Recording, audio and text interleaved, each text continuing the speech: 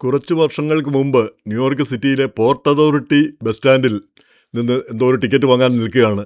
എൻ്റെ മുൻപിൽ ഒരു ചൈനക്കാരൻ. അപ്പോൾ അയാൾ കൗണ്ടറിൽ ചെന്ന് ചോദിക്കുന്നു, വെർജീനിയയിലേക്ക് ഒരു ടിക്കറ്റ് വേണം. അപ്പോൾ കൗണ്ടറിലിരിക്കുന്ന ആൾ ചോദിക്കുന്നു, വെർജീനിയയിൽ എവിടെ? ഇയാൾ പറയുന്നു വെർജീനിയ എന്നല്ലാതെ ഒരു പേരായി കരഞ്ഞുകൂടാ. വെർജീനിയ എന്ന് പറഞ്ഞാൽ നമ്മളിപ്പം പഞ്ചാബിലേക്ക് എനിക്കൊരു ടിക്കറ്റ് വേണമെന്ന് പറഞ്ഞാൽ പഞ്ചാബിലെവിടെ, എങ്ങോട്ട് വേണം? അപ്പോൾ റെയിൽവേയിൽ ഇരിക്കുന്ന ക്ലർക്ക് ചോദിക്കും, എങ്ങോട്ടാണ് പഞ്ചാബിലെവിടെ?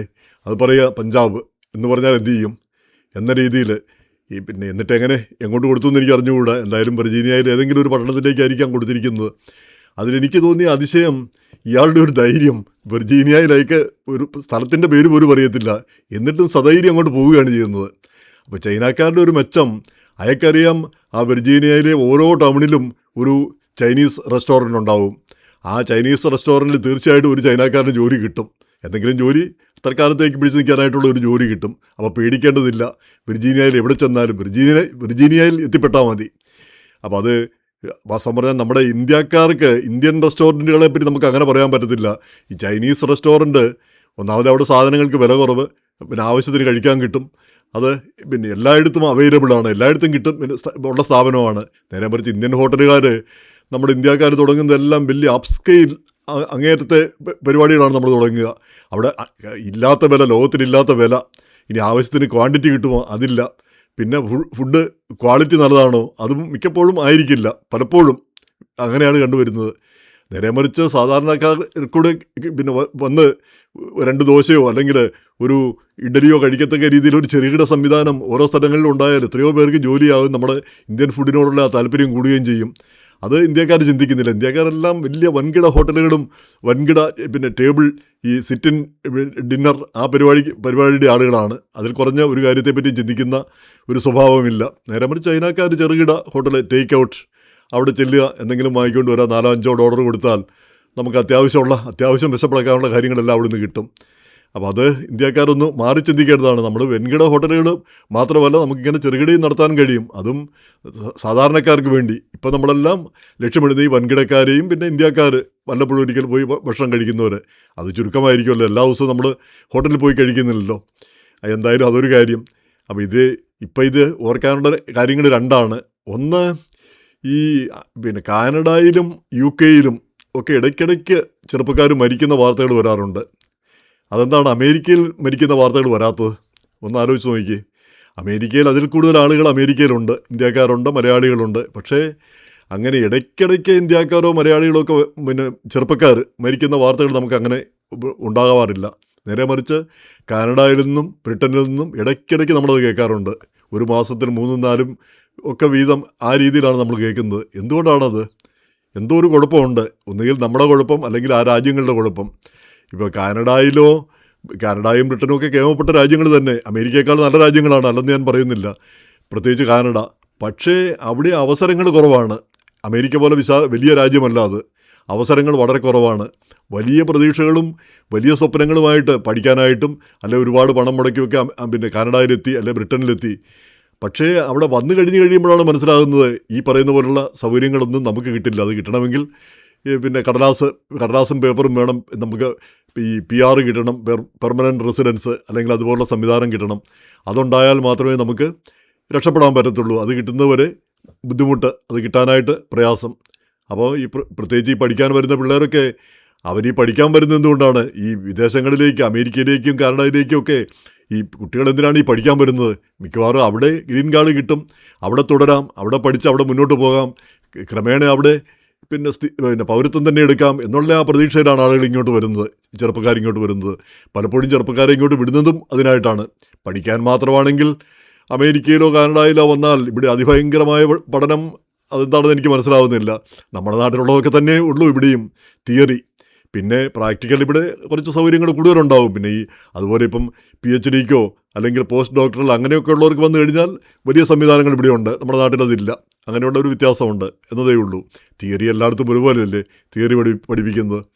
അപ്പോൾ അതെന്തായാലും ഇവിടെ ഗ്രീൻ കാർഡോ അല്ലെങ്കിൽ ഇവിടെ പിന്നെ സ്ഥിരം ആയിട്ട് കഴിയാൻ പറ്റുന്നില്ലെങ്കിൽ ഈ വലിയ തുക പിന്നെ കടമൊക്കെ എടുത്തിട്ട്, പിന്നെ വലിയ ലോണൊക്കെ എടുത്തിട്ട് പഠിക്കാൻ വേണ്ടി മറ്റു രാജ്യങ്ങളിലേക്ക് പോകുന്നവർ അവരൊന്ന് റീതിങ്ക് ചെയ്യേണ്ട ഒരു കാര്യമുണ്ട്. ഇത്രയും പണം മുടക്കി അവിടെയെല്ലാം പോകുന്നതുകൊണ്ട് ഒരു തെറ്റുമില്ല. ലോകമെല്ലാം കണ്ടു കഴിഞ്ഞാൽ നമ്മുടെ ചിന്താഗതി മാറും, നമ്മൾ തന്നെ വേറൊരു മനുഷ്യരായി മാറും. അങ്ങനെ വന്നു കഴിഞ്ഞാൽ നമ്മുടെ കാഴ്ചപ്പാട് തിരിച്ചു വന്നു കഴിഞ്ഞാൽ നമ്മുടെ രാജ്യത്തിന് ഗുണകരമാകും. അതായത് ഇന്ത്യയിൽ മാറ്റം ഉണ്ടാക്കിയ എല്ലാവരും പ്രവാസികളായിരുന്നു. ഗാന്ധിജി പോലും എത്രയോ വർഷം വിദേശ രാജ്യങ്ങളിൽ കഴിഞ്ഞതാണ്. തിരിച്ചു വന്നിട്ടാണ് ഇന്ത്യയിൽ നമ്മുടെ രാജ്യം അങ്ങനെയല്ല, നമുക്കും മാറ്റം വേണമെന്ന് പറഞ്ഞ് ഇന്ത്യയിൽ ആ സ്വാതന്ത്ര്യ പ്രസ്ഥാനത്തിൻ്റെ നേതൃത്വം ഏറ്റെടുക്കുന്നത്. അപ്പം വിദേശത്ത് പോകുന്നതുകൊണ്ട് ഒരു തെറ്റുമില്ല. പക്ഷേ ഈ വലിയ പ്രതീക്ഷയിൽ പോയിട്ട് ആ പ്രതീക്ഷ തെറ്റിപ്പോകുമ്പോൾ അപ്പോഴെന്ത് ചെയ്യുന്നു എന്നുള്ളതാണ് ചിന്തിക്കേണ്ട കാര്യം. അപ്പോൾ നമ്മളതിനെ എങ്ങനെ നേരിടും? ഒന്നിൽ തിരിച്ചു പോകാനുള്ള ഒരു സേഫ്റ്റി വാൽവ് ഉണ്ടായിരിക്കണം. അതില്ലാതെ ഒരു കാരണവശാലും പുറത്തേക്ക് പോകരുത്. നമ്മൾ വലിയ ലക്ഷ്യത്തോട് പോകുന്നു. അതെ, നമ്മൾ മാവേലെറിയുന്നു, കിട്ടിയാൽ കിട്ടി, പോയാൽ പോയി, ആ രീതിയിൽ വേണ്ടേ? അതായത് ഞാൻ മാവേലെറിഞ്ഞാൽ ഉടൻ മാങ്ങ വീഴും എന്നുറപ്പിക്കാൻ പറ്റുമോ? അപ്പോൾ നമ്മൾ ശ്രമിക്കാതിരിക്കരുത്. അതേസമയം തന്നെ ഈ വലിയ കടങ്ങളും മറ്റും ഉണ്ടാക്കിക്കൊണ്ട് വരുന്നവർ, അപ്പോൾ അവർ തിരിച്ചു വന്നാൽ എന്തു ചെയ്യും എന്നുള്ളതിനെപ്പറ്റി അത് പ്രശ്നമായി തീരും. അപ്പോൾ അതൊക്കെ നേരിടാനുള്ള ഒരു കഴിവിൽ വേണം നമ്മൾ ഈ വിദേശങ്ങളിലേക്കൊക്കെ പോകാനായിട്ട് ചിന്തിക്കേണ്ടതെന്നാണ് എനിക്ക് തോന്നിയിരിക്കുന്നത്. അപ്പോൾ ഈ മരണങ്ങൾ പലതും അമേരിക്കയിൽ ഉണ്ടാകുന്നില്ല. കാരണം അമേരിക്കയിൽ അത്രയധികം അനിയന്ത്രിതമായിട്ട് ഇന്ത്യക്കാർ, പ്രത്യേകിച്ച് മലയാളികളൊന്നും അങ്ങനെയൊന്നും വരുന്നില്ല അനിയന്ത്രിതമായിട്ട്. അപ്പോൾ ഇവിടെ വന്നു കഴിഞ്ഞാൽ ഏതെങ്കിലും ഹോട്ടലിലോ ഗ്രോസറി കടയിലോ അല്ലെങ്കിൽ ഈ ഗ്യാസ് സ്റ്റേഷനിലൊക്കെ ഒരു ജോലി കിട്ടുക പ്രയാസവുമല്ല. ഇപ്പം ജോലിക്ക് എടുക്കാറില്ല. കാരണം ഇല്ലീഗലായിട്ടുള്ളവരെ എടുത്ത് പിന്നെ പുലിപാലാകും പലർക്കും. അതുകൊണ്ട് എടുക്കാറുമില്ല പലരും. ജോലി കിട്ടുക തന്നെ പ്രയാസം. അപ്പോൾ ഇങ്ങോട്ടുള്ള നമ്മുടെ ആളുകളുടെ വരവ് വളരെ കുറവാണ്. മറ്റു രാജ്യങ്ങളിലൊക്കെയാണ് പോകുന്നത്. അപ്പോൾ അവിടെ ചെന്ന് ഈ ഇങ്ങനെയുള്ള ഒരു അന്ത്യം ഉണ്ടാകുന്നത് സങ്കടകരമാണ്.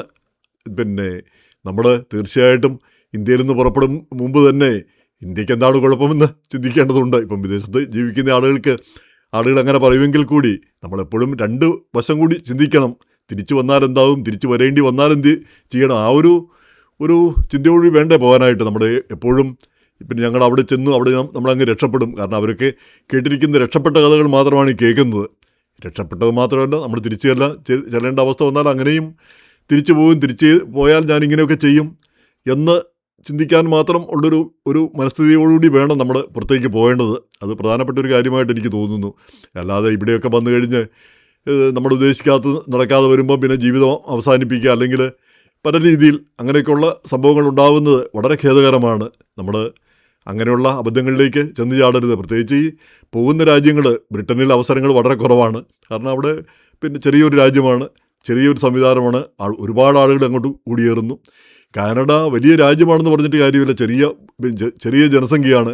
കേരളത്തിൻ്റെ അത്ര ജനസംഖ്യ കക്ഷിച്ച് അത്രയേ ഉള്ളൂ. അമേരിക്ക പോലെയുള്ള അവസരങ്ങൾ അവിടെ ഇല്ല.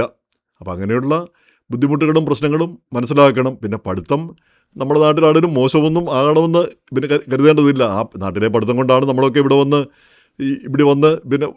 കഴിഞ്ഞു കൂടുന്നത്. അപ്പോൾ പഠനത്തിൻ്റെ അല്ല പ്രശ്നം, രക്ഷപ്പെടുക എന്നുള്ളതാണ്. അപ്പോൾ ഇതെല്ലാം കൂടി ഇന്ന് പ്രധാനമായിട്ട് ഞാൻ നോക്കുന്നത്, നമ്മുടെ മന്ത്രി CP ജോൺ നമ്മുടെ പ്രിയദർശിനി ബസ്സുകളിൽ സ്ത്രീകളെല്ലാം ഇടിച്ചു കയറുന്നതിനെ പറ്റി പറഞ്ഞതാണ്. മന്ത്രി നല്ല ഉദ്ദേശത്തോടെ പറഞ്ഞതായിരിക്കും. പിന്നെ നമുക്കറിയാം നമ്മുടെ നാട്ടിൽ പിന്നെ ഏതും വിവാദമാണല്ലോ.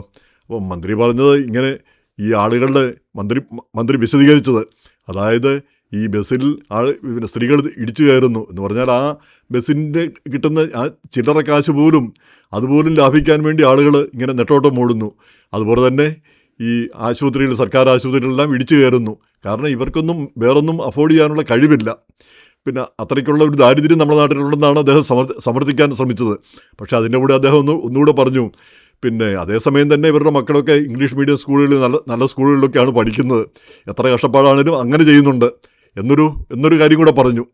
വാസ്തവം പറഞ്ഞാൽ അങ്ങനെ ഇത്രയും ദാരിദ്ര്യത്തിലൊക്കെ കഴിയുന്ന ആളുകൾ അങ്ങനെ ചെയ്യുന്നുണ്ടെങ്കിൽ നമ്മളവരെ എത്രയധികം ബഹുമാനിക്കേണ്ടതുണ്ട്. എത്രയോ വലിയ ത്യാഗങ്ങൾ സഹിക്കാൻ അവർ തയ്യാറാണ്. അവരുടെ മക്കൾക്ക് നല്ല വിദ്യാഭ്യാസം കിട്ടണം, നല്ല ഭാവി ഉണ്ടാവണം, അതിനുവേണ്ടിയുള്ള മഹാത്യാഗമാണ് അവർ ചെയ്യുന്നത്. പക്ഷേ മന്ത്രി പറഞ്ഞത് ഇത്രയധികം ദാരിദ്ര്യം ഇവിടെയുണ്ട് എന്നാണ്. അത് സമർത്ഥിക്കാനായിട്ടാണ് അദ്ദേഹം പറഞ്ഞത്. നമ്മുടെ രാഷ്ട്രീയക്കാരെ സ്വയം വിമർശനമാണ്. നമ്മൾ വിചാരിച്ചിട്ടൊന്നും ഇവിടെ ദാരിദ്ര്യമില്ല എന്നൊക്കെ പറയുന്നുവെങ്കിൽ അങ്ങനെയല്ല, ഇവിടെ ദാരിദ്ര്യം ഉണ്ടെന്നുള്ളതിന് തെളിവാണ് ഇതൊക്കെ എന്നാണ് അദ്ദേഹം പറഞ്ഞത്. അത് വളരെ സത്യം തന്നെയാണ്. നമ്മൾ കേരളത്തിൽ പൊങ്ങച്ചമൊക്കെ പറയുന്ന ആളുകളാണ്. ഈ വിദേശത്തു നിന്നൊക്കെ ഈ ബംഗാളിൽ നിന്നൊക്കെ ആളുകളെ കൊണ്ടുവന്ന് ജോലി ചെയ്യിപ്പിക്കുന്ന ആളുകളാണ്, അത്ര മുതലാളിമാരാണ് നമ്മൾ. പക്ഷേ നമ്മുടെ നാട്ടിൽ ദാരിദ്ര്യവും കഷ്ടപ്പാടും വളരെ ഉയർന്ന രീതിയിലുണ്ട്. അത് നമ്മളാരും കാണാതെ പോകുന്നു എന്നുള്ളൊരു അവസ്ഥയുണ്ട്. ഇപ്പോൾ കിറ്റ് കൊടുത്താൽ എത്രയോ നല്ലൊരു കാര്യമായിരുന്നു. ഇതിനു മുമ്പും ഞാൻ പല പ്രാവശ്യം അതിനെപ്പറ്റി പറഞ്ഞിട്ടുണ്ട്. ആ കിറ്റ്, ആ സംവിധാനം, അല്ലെങ്കിൽ ഒരു ഫുഡ് സ്റ്റാമ്പ് സംവിധാനം ഈ പ്രിയദർശിനി ബസ് മാത്രമല്ല, അങ്ങനെ ഒരു സംവിധാനം കൂടെ സർക്കാർ ഉണ്ടാക്കണം. ഈ സാധാരണക്കാരെ ഉയർത്തിക്കൊണ്ടുവരണം. സാധാരണക്കാർ ഉയർന്നു വന്നാൽ, ജനങ്ങളിൽ രക്ഷപ്പെട്ടു വന്നാലാണ് ആ രാജ്യം രക്ഷപ്പെടുക. അല്ലാതെ പിന്നെ ഒരു വിഭാഗം ആളുകൾ കഷ്ടപ്പാടെല്ലാം കഴിഞ്ഞു കഴിഞ്ഞാൽ പിന്നെ എന്താണ് നടക്കുക? ഇപ്പോൾ അമേരിക്ക വലിയ സമ്പന്ന രാജ്യമായിട്ടും ഒരുപാട് മനുഷ്യർ ഇവിടെ ദാരിദ്ര്യത്തിൽ കഴിയുന്നത് എത്രയോ സങ്കടകരമായൊരു കാര്യമാണ്. നമ്മുടെ ഒരു മിസൈൽ അയക്കുന്ന കാശ് മതി ഇപ്പം ഈ ന്യൂയോർക്ക് സിറ്റിയിലെ ബ്രോങ്സ്, അവിടെ മുഴുവൻ എല്ലാവർക്കും ഭക്ഷണം കൊടുക്കാനായിട്ട്, ഒരു വർഷത്തേക്ക് ഭക്ഷണം കൊടുക്കാനായിട്ട്. പക്ഷേ നിർഭാഗ്യവശാൽ ആ പ്രയോറിറ്റി, പിന്നെ രാഷ്ട്രീയക്കാരുടെ പ്രയോറിറ്റി വ്യത്യസ്തമാണെന്ന് മാത്രം.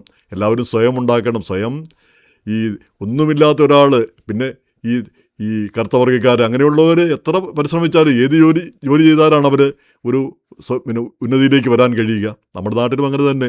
ഈ ട്രഡീഷണലായിട്ട്, പാരമ്പര്യമായിട്ട് ചവിട്ടി താഴ്ത്തപ്പെട്ട ജനവിഭാഗം, ഏതൊക്കെ ജോലി ചെയ്താലാണ് അവർക്ക് ഉയർന്നു വരാൻ പറ്റുക? അല്ലെങ്കിൽ എത്ര തെങ്ങ് കയറിയാൽ ഒരാൾക്ക് പണക്കാരനാകാൻ കഴിയും? അപ്പോൾ ഇതൊക്കെ ചിന്തിക്കേണ്ട കാര്യങ്ങളാണ്. എന്തായാലും ഈ കാനഡ, ബ്രിട്ടൻ ഈ കാര്യത്തെപ്പറ്റി സജീവമായൊരു ചർച്ച ഉണ്ടാവണമെന്ന് പിന്നെ അഭ്യർത്ഥന.